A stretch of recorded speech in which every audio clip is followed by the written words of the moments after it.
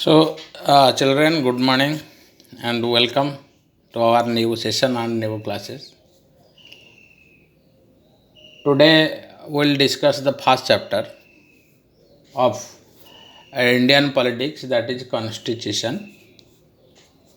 Why and how.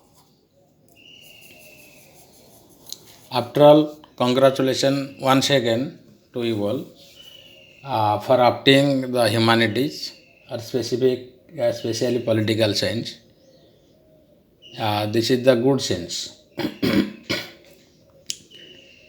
Mostly क्या होता है, मैं थोड़ा बताता हूँ कि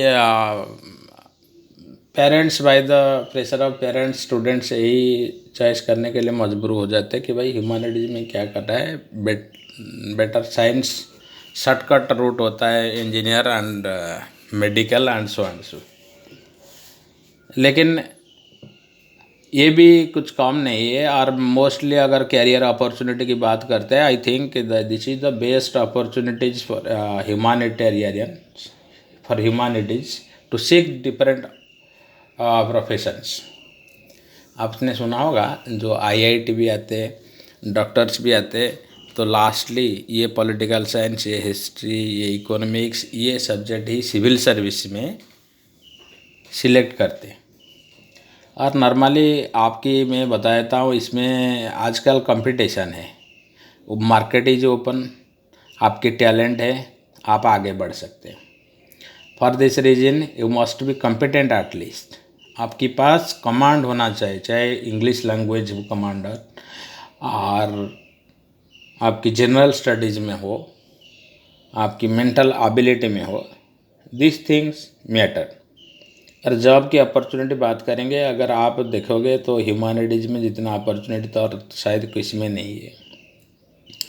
जो बड़े बड़े ऑर्गेनाइजेशन है, इंस्टीट्यूशन से, जैसे लीगल प्रैक्टिस है, जुडिशरी, सिविल सर्वेंट, ये तो टॉप होता है। इसके अलावा और बाकी छोटे मोटे जितना है, जो कंपटीशन आपके रेलवे है, बैंकिंग है, स्टाफ सिलेक्शन कमीशन है, all the things are related direct और इनडायरेक्टली टू ह्यूमैनिटीज़। आपकी वही इंग्लिश, इसमें एक ह्यूमैनिटीज़ में तो एक चीज़ होता है बेटा, आपकी लिटरेचर जो है ना, इंग्लिश, वो रिमार्केबली बढ़ जाता है। यहाँ साइंस में क्या हो, आप तो इंग्लिश पढ़ते हो, लेकिन जो कंपोजिशन, जो स्किल थिंग होता है लिटरेचर की, वो ह्यूमैनिटीज़ में होता है, क्योंकि वहाँ आप बिल्कुल लिटरेचर के साथ जुड़े रहते हो। यहाँ की जो चैप्टर है अलग है, और जो फिजिकल साइंस की वो अलग होता है। इसमें कोई हेजिटेशन नहीं है। हमारी क्लास भी रेगुलर चलेगा। कल मानव सर भी जैसे कह रहे थे, बेटे थोड़ा प्रॉब्लम हो गया था, तो न्यू फैकल्टीज भी कुछ आ रहे और ये इनिशिएटिव लेते, तो you need not to be worry. और आपने जो लिया है ये कोई ये नहीं है। मोस्टली कहते घर में कोई आते, गेस्ट आते, क्या पढ़ता है, आर्ट्स पढ़ लिया, बच्चे पढ़ता नहीं क्या, मार्क कम आ गया क्या, तो आर्ट्स क्यों दिले। मतलब ये समझते हैं कि आर्ट्स जो होता है, जो ह्यूमैनिटीज होता है, ये तो किसी का कोई ऑप्शन नहीं, अल्टरनेटिव नहीं, lastly they opt for humanities. अरे जनरली मैं बता दूँ बेटे, सारी जो आजकल देखो स्कोप जो है ह्यूमैनिटीज़ की बढ़ ही रहा है। आप तो साउथ इंडिया की तरफ जाओगे, आपको 5 कॉलेज के बाद एक कॉलेज साइंस मिलेगा, लेकिन यहाँ नॉर्दर्न इंडिया में मोस्टली ये होता है कि साइंस प्रेफरेंस करते हैं, चाहे ABCD ना हो और साइंस की एस लेटर ना हो, बट बच्चे को डॉक्टर बनना है, इंजीनियर भी बनना है। This is the things here. और बच्चे के पास टैलेंट है, इंटरेस्ट के साथ वो पढ़ता है, तो ही और शी कैन स्कोर एनीथिंग आज ही विश। ये तो कॉन्फिडेंट की बात है। और आपने सुना होगा जो topper civil servant Kiran Bedi और बाकी, तो they have opted for political science also.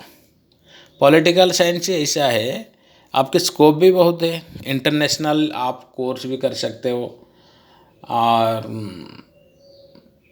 Civil services ऐसा है। और जनरल स्टडी की बात अगर करेंगे, ये पॉलिटिकल साइंस ऐसा चीज़ है को हमारे देश के बारे में जो जनरल आइडिया एक चैप्टर में है, थ्योरी में, वो हम पढ़ेंगे कि हम पॉलिटिकल साइंस क्यों पढ़ते। पॉलिटिकल जो कहते हैं वो पॉलिटिक्स है या कुछ और है, हाँ, यह डिटेल में हम पढ़ेंगे, डोंट वरी। अब मैं तो जस्ट ऐसे कह रहा था कि बच्चे मोस्टली डिस्करेज हो जाते हैं। मैं पे बच्चे को पूछता हूँ, बच्चे ऐसे कैसे लिया ना सर, मेरा चॉइस था ह्यूमैनिटी लेने के लिए, मेरा चॉइस था पॉलिटिकल साइंस लेने के लिए, और पेरेंट्स से एक दो बार मना किया, इसके बाद छोड़ दिए। कोई कह रहे कि नहीं नहीं नहीं सर, पेरेंट्स तो मुझे छोड़ दिए कि आपने जो चॉइस किया दैट्स ऑल, आपकी जो इंटरेस्ट है आप वही करो। और कुछ बच्चे कहते हैं कि सर मैं तो वहाँ पे जो जो सेकंड फेज है, जो कमज़ोर बच्चे होते हैं वो कहते हैं सर साइंस तो मैं फेल हो जाऊँगा, कर नहीं पाऊँगा। तो दो प्रकार के बच्चे आते हैं, टॉपर बच्चे आते हैं, इंटेलिजेंट बच्चे आते हैं, और कुछ पास होने के लिए आते हैं। तो नो प्रॉब्लम, ये आपने चुना है, बढ़िया है, अच्छा है। और सेकेंडली मैं और एक चीज़ बताता हूँ, तो इसमें ह्यूमैनिटीज़ में मार्क स्कोरिंग भी है। आपको दिल्ली यूनिवर्सिटी जैसा बहुत सारे स्टूडेंट्स, आपने तो यहाँ आसपास आते हो, राठ स्कूल में देखो, राजस्थान स्कूल में देखो, मैं पढ़ाता था उसमें, और बहुत सारे बच्चे दिल्ली यूनिवर्सिटी में भी सीट मिला है उनको। और दिल्ली यूनिवर्सिटी की बात मैं इसीलिए कहता हूँ, it is the only national platform for the talents. आप उसमें बेटे दिल्ली यूनिवर्सिटी में जाओगे, एक नंबर की स्मगलर बन सकते हैं, तो वहाँ आपको चांस है। एक नंबर एकेडमिक्सियन बन सकते हो, टैलेंटेड बन सकते हो, that is the best ground for you. और दिल्ली तो आप जानते हो, it is the ground for mix culture. South के लोग आते हैं, विदेश से लोग आते हैं, हर स्टेट से लोग आते हैं, और एक्सेलेंस जो होता है ना एकेडमिक में, only you can find in Delhi university. तो इसीलिए हम दिल्ली यूनिवर्सिटी की बात करते हैं।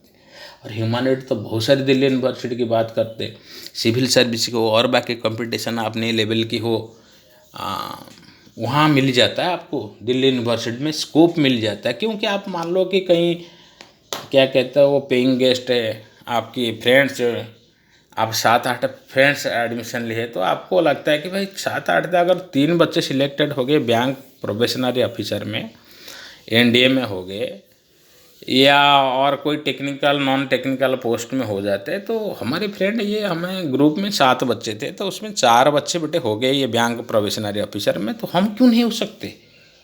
3 बच्चे रेलवे में हो गए स्टेशन मास्टर, तो हम क्यों नहीं हो सकते? तो ये हम प्रैक्टिकली देख सकते हैं वहाँ पे। और इसी प्रकार की हमारी क्या है, एक प्रकार की इंस्पिरेशन आता है, हमें एक प्रेरणा मिलता है। This is the things. चलो, आप लोग भी सारे कह रहे थे कि कोई मैटेरियल नहीं आता है, डोंट वरी, अभी हमें सिलेबस कवर करने में कोई प्रॉब्लम नहीं, आराम से सिलेबस कवर करेंगे और कॉन्फिडेंट के साथ।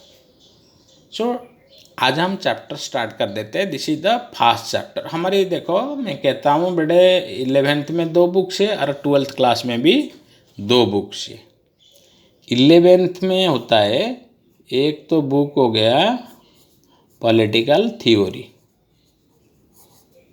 हाँ, और थ्योरी के बारे में हम पढ़ेंगे ऑल द पॉलिटिकल कॉन्सेप्ट्स।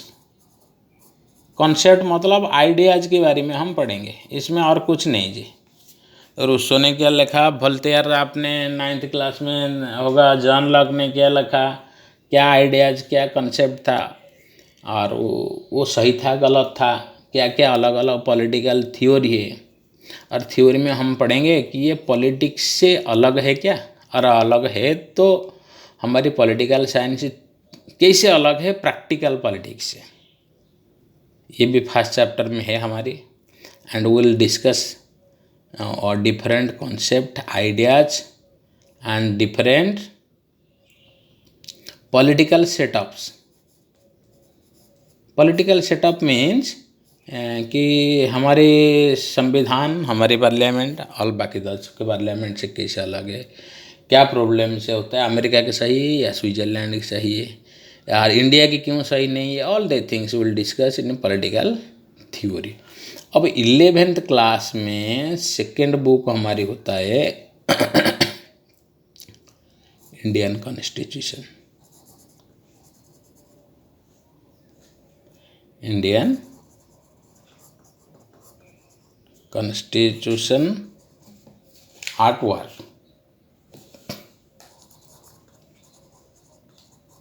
यानी कि जो हमारे भारत के संविधान के बारे में हम डिटेल पढ़ेंगे। कोई लीगल डॉक्यूमेंटरी याद करने वाला चीज़ कोई नहीं पढ़ना है। इसमें हमें Indian constitution, it's way and practice, different Indian constitution की अलग अलग इंस्टीट्यूशन के बारे में पढ़ेंगे। इंस्टीट्यूशन कैसे, जैसे एग्जीक्यूटिव है, लेजिस्लेचर है, इंडिया की, इसको पढ़ेंगे हम थ्योरी में भी। ये एग्जीक्यूटिव, लेजिस्लेचर, ये एग्जीक्यूटिव शर्ट में लिख दिया, लेजिस्लेचर और जुडिशियरी सेम थिंग बेटे हम यहाँ पे पढ़ेंगे, बट यहाँ पे कॉन्सेप्ट के हिसाब से पढ़ेंगे। लेजिस्लेचर के बारे में क्या क्या फिलोसफी है, क्या काम करते, basic things will learn about in the theory only, and the same thing will discuss, will read in Indian constitution in the background of Indian political practices। Indian political practices में क्या कमी है, practical में क्या problem है institutionally, और बाकी इसमें थोड़ा कंपेयर भी करेंगे। विल कंपेयर और others political institution of other countries, and ये इंस्टीट्यूशन की रिलेशनशिप के बारे में पढ़ेंगे। क्या रिलेशनशिप है एग्जीक्यूटिव, जुडिशरी, लेजिस्लेचर, इनके बारे में भी पढ़ना है। और मैं बता देता हूँ और शॉर्टली, लीगल प्रोविजंस के बारे में पढ़ेंगे। हमारे संविधान में क्या लीगल प्रोविजंस है अलग अलग कम्युनिटी के लिए, हम प्लेनली बात करते हैं, अभी तक चैप्टर नहीं गए, ठीक है ना। आप थोड़ा रिलैक्स होकर देखिए, हम स्टार्ट नहीं किए आज, तो ऐसे मैं बता दूंगा, regular will do from tomorrow onwards all the things. Technical details of the constitution, technical details आपने 10th क्लास में डिटेल्स पढ़े होंगे कि बेसिक स्ट्रक्चर क्या होता है संविधान की, कौन सी पार्ट में क्या है, थर्ड पार्ट में क्या है, फर्स्ट पार्ट में, ये डिटेल। बीच बीच में बेटा हमारी आर्टिकल से आ जाएगा, कौन किसके आर्टिकल्स, संविधान के आर्टिकल्स, कि हमारे संविधान के ये आर्टिकल के हिसाब से what are different provisions, interaction with actual politics. It is one second में कह रहा हूँ, इट इज़ जो हम पढ़ेंगे जो इंडियन कॉन्स्टिट्यूशन से, it is not about the memorisation and repetition. कोई आपको याद रखने वाला कोई चीज़ इसमें नहीं होगा। हम तो सिर्फ क्या करेंगे, पॉलिटिकल हमारे जो डेवलपिंग, ये जो कॉन्सेप्ट हम थ्योरी में पढ़ते हैं, ये सब थ्योरी हमारे इंडिया के कॉन्टेक्स्ट में कैसे डेवलपमेंट कर रहे हैं, ये थोड़ा अजीब से, थोड़ा छोटकट आप लोग को समझ लीजिए। ये भी हम इंट्रोडक्शन है कि हम देखना है कि क्या क्या आगे हम करेंगे। और ये डेवलपमेंट के साथ साथ किस चीज़ का डेवलपमेंट, ये जो आइडियल कॉन्सेप्ट, ये जो डेवलपमेंट होता है इंडिया में, ये हमारे संविधान ने इंडिया में बना है। वो जो डेवलपमेंट हो रहे, मान लो कि हमने बनाया कि parliament, power of judiciary, power of presidents, बहुत सारे चेंजेस हुआ। आप क्या सोच रहे हो, क्या 1950 तक जो संविधान में बनाया था वही संविधान आजकल हम पढ़ रहे? नो, संविधान can be, the constitution can be amended, it is a dynamic system, it can be amended, it can be changed according to the need of the day to day dealings. So ये हमारी जो political science कहते हैं, political constitution ये भी कहते हैं, they are living organisation. ये डेट नहीं, ये रिजिड नहीं, ये फिक्स नहीं है। आपने अमेंडमेंट सुना होगा, अमेंडमेंट सुनते जानते हो? अमेंडमेंट मतलब चेंज। भाई 100 से ज़्यादा बार हम संविधान को चेंज किए हैं, कई आर्टिकल पसंद नहीं इसको हटा दिए, कई नई चीज़ भी ऐड कर दिया आपने, तो ये बेसिक चीज़ जानते होगे। और नेक्स्ट हम पढ़ेंगे ये जो इंडियन कॉन्स्टिट्यूशन में रियल लाइफ कॉन्सिक्वेंस संविधान बना दिए। मैं रियल लाइफ कॉन्सिक्वेंस कैसे कहता हूँ इंडियन कॉन्स्टिट्यूशन की।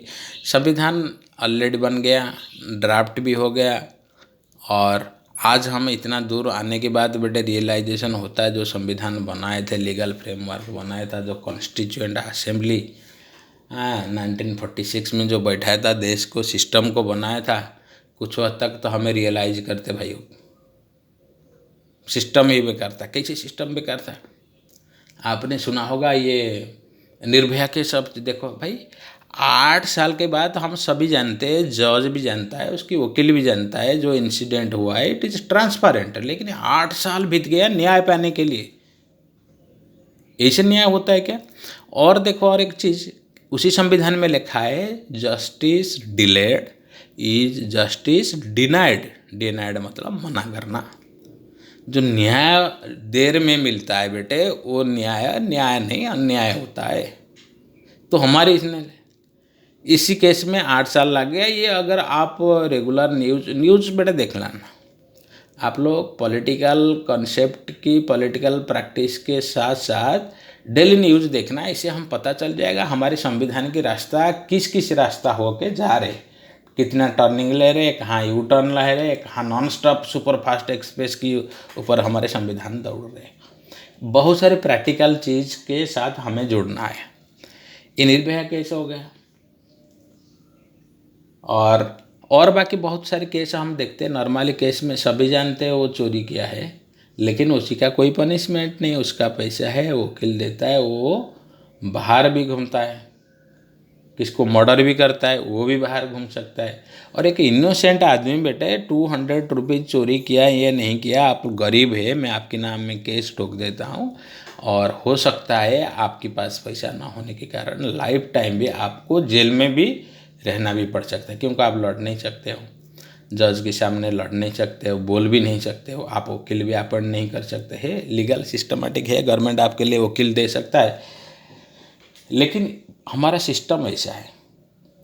हमारे जो कसाब आपने सुना होगा जी, जिसको फांसी दिया गया, जिसने जो टेररिस्ट अटैक में लीडरशिप बोला, उसी के पीछे करोड़ों रुपीज़ खर्चा कर दिया गया। उसके ऊपर आपने सुना होगा 2 इंस्पेक्टर और 3 सब इंस्पेक्टर और उसका ट्रीटमेंट, उसके लिए तो आप देख लो ना, सुप्रीम कोर्ट देश की the most important constitutional institution of our country was opened in the mid of night in order to make decision about Kasab, who was not a member of our country. He was a traitor, terrorist, और उसी के लिए हमारी संवैधानिक संस्था रात को 12 बजे भी खोल सकता है, जबकि हमारे देश को न्याय पाने के लिए प्रैक्टिकल थिंग देखो 8 साल बीत जाते, छोटी छोटी इंसिडेंट और ओपन इंसिडेंट के साथ साथ अगर आप देखोगे टीवी, कई न्यूज़ एनालिसिस करोगे, आपको भी क्लियरली महसूस होगा whatever we have done, हम एक्सेस कर दिए in the name of liberalization, in name of liberal concept, liberal sense, हमारे संविधान को हमें पूरा लिबरल कर दिया है। यहाँ इतना कई बार तो बड़े महसूस होता है भाई, गरीब लोग के लिए न्याय पाना आसान नहीं, पा ही नहीं सकते, ठीक है, और अन्याय को दंड नहीं दिया जा सकता है। हमारा संविधान में बेटे ये भी लिखा है, मैं बताता हूँ, 100 चोर चली जाए, 100 क्रिमिनल रिहा हो जाए, कोई बात नहीं, लेकिन एक इनोसेंट को दंड नहीं मिलना चाहिए। आपने निर्भया केस में सुना होगा, और अगर आपने देखा होगा, आपने तो मतलब इरिटेशन, एक प्रकार की पर्सनल इरिटेशन, गुस्सा भी आता था, भाई ये कर क्या रहे। आज सुप्रीम कोर्ट में अपील करेंगे, कल प्रेसिडेंट के पास अपील करेंगे। मैं इसीलिए कह रहा हूँ कि मेन पार्ट कहाँ था, रियल लाइफ कॉन्सिक्वेंस। ये रियल लाइफ में हमारी जो संविधान है ना, किसी हद तक काम में आता है, क्या सच में हम जो इतना बड़ा the largest constitution in the world जो बनाया, सच में ये लार्जेस्ट नंबर ऑफ पीपल की काम में आता है या सिर्फ इलेक्टेड फ्यू लोग के काम आता है? ये भी देखना है ये चैप्टर में, हमें ये बुक्स में देखना है। You must have interest at least. आप सिर्फ बुकिश नॉलेज को नहीं जाना, थोड़ा बहुत प्रैक्टिकेबल हो जाओ और थोड़ा बहुत न्यूज़ देखो बेटे, दैट इज एनफ। आपको क्या होता है, आप जब प्रैक्टिकल लाइफ में कोई इंसिडेंट जुड़ जाता है, आपने मुझे अभी तक नहीं देखा है, ठीक है। आपने सोचा होगा सर के प्रोनाउंसिएशन कैसे, सर बोलते कैसे, थोड़ा हेजिटेशन होता है। आप लोग जब फील्ड में मुझे देख दोगे, मुझे रियलाइज कर पाओगे और मेरा जो एक्टिविटी, मेरा वॉइस के साथ आप भी एक्वेंटेड हो जाओगे, no doubt you will feel 100% confident कि हमारे सर ऐसे है। तो ये होता है हमारे संविधान की प्रैक्टिकेबिलिटी, हमें पढ़ना जरूरी होता है और it will increase your curiosity, हैं, क्यूरियोसिटी। कब? जब आप बुक्स पढ़ोगे। ये थ्योरी का मैं कहता हूँ बेटे, जो फास्ट पार्ट ना थ्योरी का बोरिंग है, क्योंकि हमें मेथड पढ़ेंगे। साइंस में जैसे मेथड पढ़ते हैं ना, a+b whole square, a² + b² plus, boring नहीं। अगर आपकी दुकान में a+2 की a+b होल स्क्वायर आपकी दुकान है, आपके हिसाब में ये मेथड आ गया, आप सोचो कितना आनंद हो जाओगे। तो हमारे थ्योरी का मैं बताता हूँ, थोड़ा सा तो है बोरिंग, लेकिन हमारी जो प्रैक्टिकल है, जो Indian constitution at work, will discuss about different cases with full fledge interest. ये कोई बात नहीं, ये इसके द्वारा आपकी क्यूरियोसिटी बढ़ेगा, क्यूरियोसिटी तो नॉलेज बढ़ेगा, नॉलेज बढ़ेगा, naturally will be more involve in the political system of India. और हम पढ़ेंगे, ये हम अभी बताए जो 1950 के बाद 50 में जो हुआ था, 1946 से 1950 में जो संविधान ड्राफ्ट हुआ था, किसने ड्राफ्ट किया था? It was the constituent assembly. जो संविधानिक सभा कॉन्स्टिट्यूएंट असेंबली जो बनाया था, जिसको लगभग कितना साल लग गया था, 3 ईयर्स अराउंड लग गया था। को आप सोच किया कि हम उसी को ही पढ़ेंगे, इतना बड़ा बुक जो 3 साल लगा दिया बनाने के लिए, उसी को पढ़ेंगे? एग्जैक्टली नॉट, हम एग्जैक्टली उसी को नहीं पढ़ेंगे, उसी के एक्चुअल प्रैक्टिस हम पढ़ेंगे और हमें कंपेयर भी करेंगे और बाकी कंट्रीज में, और डिफरेंट आर्टिकल्स जैसे हम बताए थे वही भी पढ़ेंगे। So all the things will discussed. और आज हम कुछ नहीं करते, सिर्फ कुछ कंसेप्शन में बताता हूँ, हमारी जो कंसर्न सब्जेक्ट है, ये जो कॉन्स्टिट्यूशन वाई हम ये चैप्टर में पढ़ेंगे, ये दिस वाज ऑर्डिनरी थिंग्स आप लोग समझने के लिए, ठीक है। इसमें तो क्या करेंगे, 20-30 मिनट नहीं, प्रॉब्लम हो जाता है और उसको कंप्रेस करना, अपलोड करना, प्रॉब्लम टाइम हो जाता है, नो डाउट। हमें जब चैप्टर आ जाएगा ना कंसेप्चुअली, और शॉर्टकटली हम पढ़ लेंगे, और बाकी lectures will get sufficient lectures after opening up school, will discuss, पूरा आराम से हम डिस्कस करने, you need not be worry. कल हम पढ़ेंगे constitution why and how, will start not today but tomorrow. Thank you very much.